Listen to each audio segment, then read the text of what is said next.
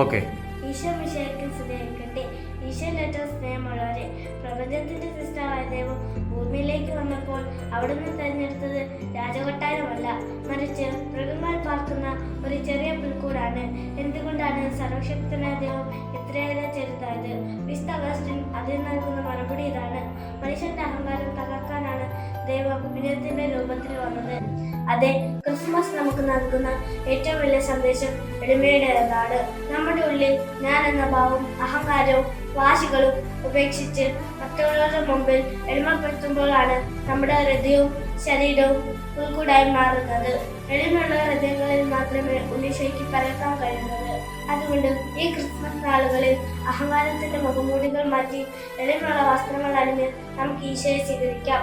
ഇന്നത്തെ സുഹൃത്ത് ജപം: പുൽക്കൂട്ടിൽ പറഞ്ഞ ഉണ്ണീശോയെ എളിമയുള്ള ഹൃദയം നൽകി എന്നെ അനുഗ്രഹിക്കണമേ.